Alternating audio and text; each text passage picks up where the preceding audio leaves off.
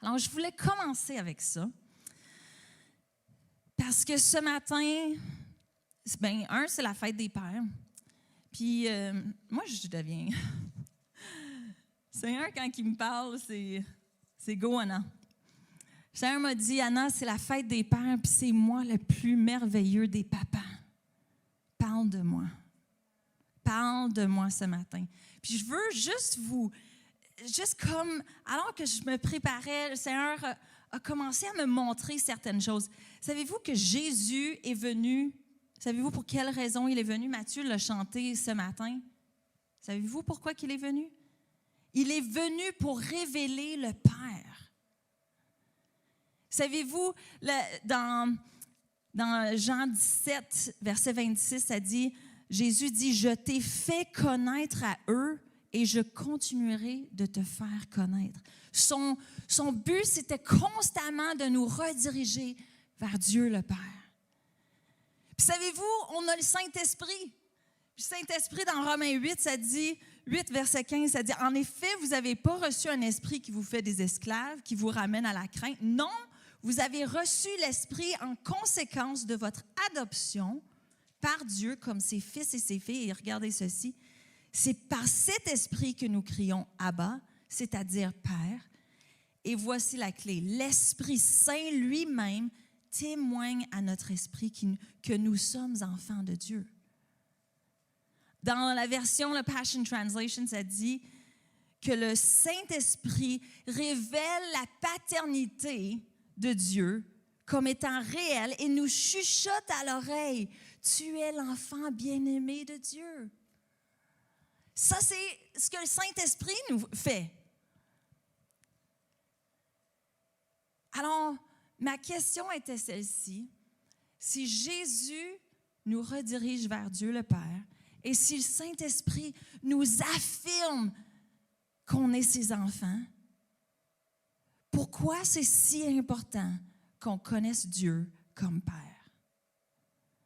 Ça, c'était ma question. Pourquoi c'est si important? Tantôt, Joël a dit quelque chose que je pense est clé. Il a dit, Dieu n'est pas juste Dieu, il est un papa.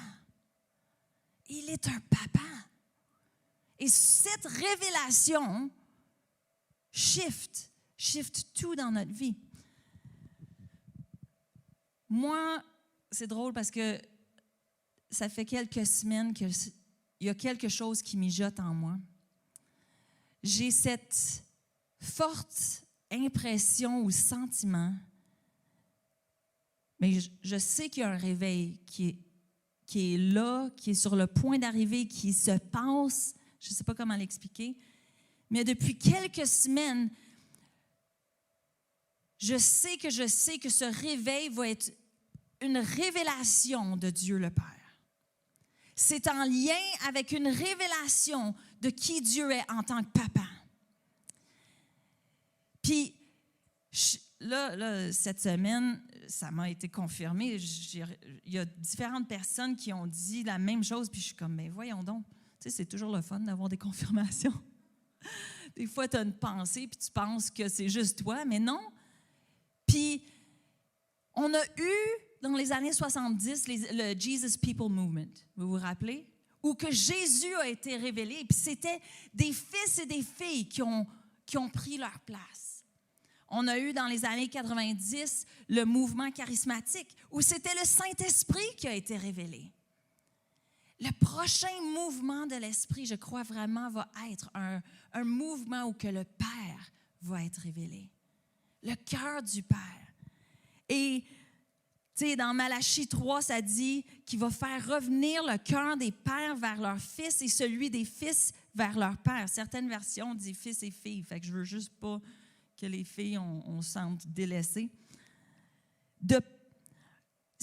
Ça dit que les cœurs vont se tourner, le Père va se tourner vers les enfants et les enfants vont se tourner vers leur Père. Mais savez-vous, ça marche toujours comme ça, ce qui se passe dans le monde spirituel doit se passer premièrement pour que ça arrive dans le monde physique. Dans le monde spirituel, Jésus dit que le ciel vienne sur la terre. Ce qui se passe au ciel, quand le cœur du Père spirituel se tourne vers ses enfants et ses enfants se tournent vers lui. Et cette révélation-là est faite là, dans le physique. Les pères physiques vont se tourner vers leurs enfants et les enfants vers leur Père. Mais ça doit commencer avec Dieu le Père. Vous savez, il y a eu une étude qui a été faite. J'essaie toujours d'avoir des sources exactes.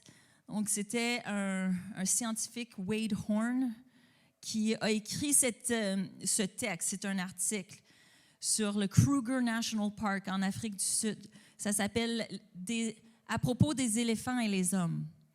Et ce qui s'est passé, c'est que ils ont commencé, l'éléphant de l'Afrique du Sud était en voie d'extinction, donc ils ont commencé à breed. Je ne sais pas c'est quoi le mot en français, faire du breeding. Accoupler. Ils ont commencé à accoupler pour maintenir et même agrandir le nombre d'éléphants de l'Afrique du Sud. Et à un certain moment, il y en avait trop. Donc, dans ce parc-là, l'écosystème est en train de se renverser de l'autre bord, puis ça faisait plus de temps. Fait qu'ils ont dit, on va transporter certains éléphants dans un autre parc national, de cette façon-là, pour amener un équilibre. Puis, ils ont créé, le seul moyen de les transporter, c'était par hélicoptère. Donc, ils ont créé des harnais, puis ils ont commencé à transporter des éléphants dans cet autre parc national.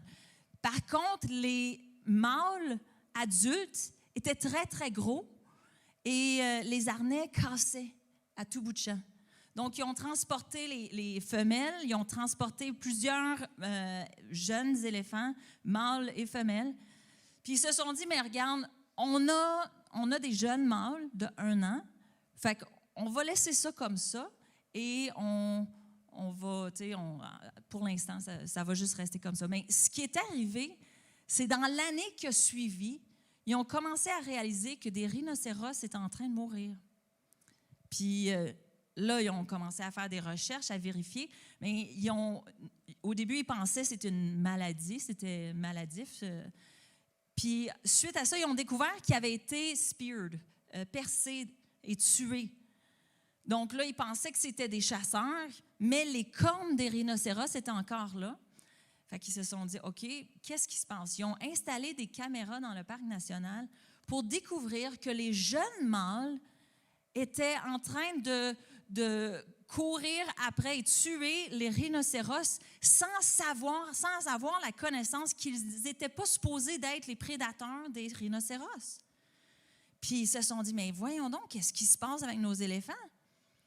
Puis ils ont fait des vérifications. La seule chose qu'ils ont pu découvrir, c'était que ces jeunes éléphants mâles n'avaient pas eu d'exemple d'un mâle adulte. Donc, ils ont rebâti des harnais fortifiés et ils ont transporté plusieurs éléphants adultes mâles dans le parc national. Et à l'intérieur de 6 semaines, les tueries étaient terminées. Et ces jeunes éléphants-là s'alignaient avec l'adulte, l'éléphant mâle adulte. Et littéralement, ils étaient enseignés par eux et redressés dans leur manière de faire. Et cet homme-là a juste posé la question, si ça, c'est l'effet de pas d'adultes mâles éléphants dans un système, dans une forêt, c'est quoi les effets d'une société où il n'y a pas de papa de présent? C'est quoi les effets négatifs? Puis, je ne vous dirai pas les statistiques, mais je peux vous dire que ça, celle-là, je peux te le dire, Désiré, mais ils disent que 75% des hommes détenus ont vécu une enfance sans père présent. Ils disent que l'avortement, c'est dû à l'absence du père. Puis en fait, souvent, on pense que le haut niveau d'avortement, c'est dû aux femmes, leur choix et tout. Mais en réalité, combien de femmes avorteraient leur enfant si le père dirait non, moi je le veux. Moi, je vais être présent, je vais être là. On parle de suicide dans les ados dû à l'absence d'un père. On parle de dépendance due à l'absence d'un père, de problèmes d'identité dû à l'absence d'un père. Puis, on regarde notre société, puis savez-vous, on n'a jamais été mieux positionné pour recevoir la révélation de Dieu le Père.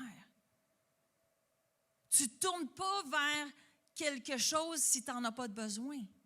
Mais quand le besoin est là, soudain, tu languis pour. J'ai besoin de mon papa. Et si les pères sont absents, c'est le moment où que Dieu va se révéler en tant que Père et qu'il va avoir cette révélation-là et ce besoin-là comblé. C'est ça la merveille. On peut tout penser à nos pères, nos mères qui ont fait des erreurs et que peut-être ces erreurs-là nous ont affectés dans notre identité, dans qui nous sommes. Mais Dieu, savez-vous comment on est choyé d'avoir Dieu, le Père, qui vient combler? Dieu n'a jamais dit que ton Père serait parfait. Mais Dieu, il peut rencontrer chaque aspect de qui nous sommes. Et je veux que vous regardiez avec moi Nombre 6.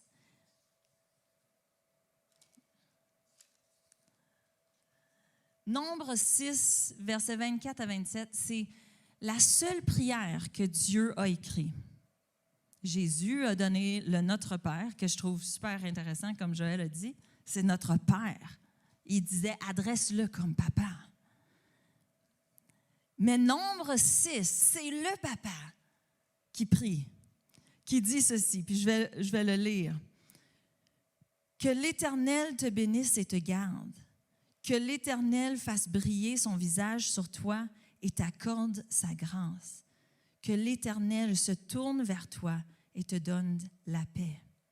C'est ainsi qu'ils mettront mon nom sur les Israélites ou les enfants, et je les bénirai. Dieu était en train de donner des instructions sur une prière que les grands prêtres devaient faire sur le peuple d'Israël. Et cette prière, c'est vraiment le cœur d'un père. On va le briser, break it down dans un sens. Je veux qu'on le regarde ensemble, OK? Ça, c'est la prière d'un papa. Comprenez la plénitude. Puis si vous êtes capable, dans ce temps-là, Dieu disait que le grand prêtre, une fois par année, le déclarerait et ça serait la façon que les Israélites auraient son nom de marqué sur eux. Son nom, c'est encore tout de suite une association. Si moi, je suis une Dumène, c'est mon association avec mon mari. Si mes enfants, c'est des Dumènes, des fois Joël va dire « Ah, oh, Anna Verrogs. » Non, mon association, c'est avec toi. Moi, je suis de le groupe qui aime avoir mon nom de mariée parce que je suis fière de faire partie du clan Dumène. Je suis fière. Je porte son nom. Dieu a dit dans Nombre 6, quand le grand prêtre va déclarer cette prière-là sur le peuple d'Israël, ça va être la façon qu'on sait que notre nom, on porte son nom. Et nous, aujourd'hui, on n'a plus de grand prêtre. Mais on a Jésus qui est à la droite du Père, qui est le grand prêtre et qui, jour et nuit, prie pour nous. Pensez-vous qu'il prie cette prière? Je peux vous le garantir. Si Dieu l'a demandé, il le fait. Et voici ce que ça veut dire. Que l'Éternel te bénisse. Ah, mon mot préféré, bénir. Est-ce que, quand on dit ça aux gens, là, que Dieu te bénisse, que ton papa te bénisse, le mot, c'est barak. Barak veut dire deux choses. Ça veut dire, la première, c'est s'agenouiller comme devant un enfant.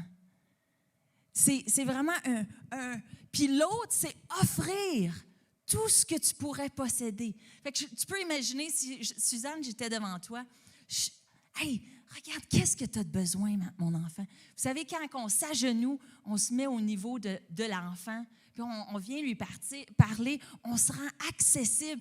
Et là, la bénédiction, c'est l'autre part du mot qui veut dire cadeau. Toutes les réconforts, tout ce que j'ai, je veux te l'offrir. Ça, c'est ce qu'on est en train de dire quand je dis que Dieu te bénisse, qu'il s'agenouille devant toi et qu'il t'offre tout ce qu'il est, tout ce qu'il a. C'est quoi ton besoin? Il va le combler. Que Dieu te bénisse. Que l'Éternel te bénisse et te garde. Le mot « garde », c'est « chamar ». Est-ce que c'est écrit « garde » ou « protège » ? Parce que certaines versions disent « protège », mais ici, c'est « chamar ». Chamar veut dire d'entourer ses bras autour de toi. Et dans la définition hébreu, ça dit « entoure des bras comme une haie de protection qui garde notre âme, notre esprit et nos pensées ». Le rôle d'un papa, c'est 3 choses, et Dieu le révèle ici. C'est de pourvoir, c'est de protéger, et c'est de promouvoir. Ici, Dieu, il montre toute ma bénédiction. Je pourvois pour toi. Toute ma protection, je te la donne. Je te couvre, je t'entoure de mes bras comme une haie de protection. Verset 25, ça dit que l'Éternel fasse briller son visage sur toi. J'ai toujours eu la fausse impression que c'était « Ah, je vais être dans la gloire. Quand la gloire est dans ce lieu. » J'ai toujours pensé. Puis c'est vrai que Dieu est glorieux et son visage brille. Puis je pensais à Moïse. Mais ce que ça veut dire ici, le mot « briller », c'est « yaher », qui veut dire « mettre en lumière ». Illuminer. Le Seigneur, il veut pas, oui, il veut qu'on voit sa gloire, mais il veut te mettre en lumière. Il veut te faire connaître. Dieu est fier de toi, Samuel. Dieu est fier de toi. C'est pas, Dieu est fier de qui tu es, Alain. Dieu, tout ce qu'il est, pour lui, là, c'est pas, il pense pas, je vais vous dire ça comme ça. Si votre enfant pleure dans le milieu de la nuit, est-ce que tu dis « Hé, es-tu fatigant cet enfant-là? Hé, il n'a pas encore appris ça. Échec! Tu as échoué une autre nuit. Une autre nuit d'échec, franchement. » Ben non. Dieu le Père, il se lève et il dit « Mon enfant, il pleure, je vais aller le chercher, je vais le prendre, je vais le réconforter. Je l'aime, je suis fière de lui. » Même s'il serait tout endormi, mais qu'il ne l'est pas. Nous, on voit Dieu le Père comme « je pleure, il va me trouver un échec, il va penser que je le dérange, que je suis fatigante. » Mais Dieu, il dit « non, moi, là, je vais faire briller mon visage sur toi pour que tout le monde te voie. » Ça dit que l'Éternel t'accorde sa grâce. Le mot « grâce », c'est « shanan », qui veut dire donner faveur, élever au-dessus. Voyez-vous le cœur du Père qui veut te promouvoir, qui veut te faire connaître? Et le dernier, ça dit que l'Éternel veille sur toi. Veiller veut dire, c'est drôle, c'est le mot nasa. Ça veut dire te porter comme un enfant dans ses bras. Il n'y a pas d'abandon, il n'y a pas de délaissage, mais il va te chercher, il te prend dans ses bras. Et qu'il t'accorde sa paix. Et ça encore, c'est la provision de Dieu. La paix, c'est le shalom. Avez-vous déjà entendu parler du mot shalom? Shalom veut dire la plénitude de qui Dieu est. C'est la tranquillité d'esprit, le contentement, l'amitié, la prospérité, la santé, l'héritage. Dieu dit que tout ce que je suis, je te l'offre. Ça, c'est notre Papa céleste. Fait que maintenant, si tu viens rencontrer Dieu, le Papa, tu ne vas pas rencontrer quelqu'un qui attend pour te dire « Hey, c'est quand la dernière fois que tu es venu me parler? Franchement, ça fait 5 semaines, ça fait 5 jours, ça fait 5 heures. » T'as quelqu'un qui s'agenouille devant toi et qui dit, « Ah ouais, mon enfant, viens-t'en, voici ce que j'ai pour toi. » Maintenant, quand Dieu a écrit cette prière, savez-vous pourquoi? Qu'il voulait que vous soyez assurés de sa provision, assurés de sa protection, assurés de sa promotion. La raison pourquoi, c'est parce que si tu sais qui il est, tu sais qui tu es, tu peux maintenant marcher dans ta destinée. Si tu sais qui il est, tu es la fille de qui? Tu es le fils de qui? Mais là, je sais que je suis en train de dire des mots, puis vous êtes en train de dire, « Ah non, je l'ai déjà entendu, ça. Ça fait des années que je sais qu'est-ce qu'il y a. Tu sais, Dieu a toutes ces choses-là, mais tu sais, moi, ben, regarde où que je suis. » Ça, c'est parce qu'on a oublié. On a oublié d'être illuminé par ce papa qui veut te dire il est fier. Ce papa qui veut t'élever au-dessus. Oui, Dieu veut, la parole dit qu'il veut te donner sa gloire. Il veut t'élever pour que toi, tu brilles. On a accès à un papa qui peut tout rencontrer, ces besoins-là. Tout ce qu'on a besoin, c'est de le savoir. Savoir que j'ai accès à lui.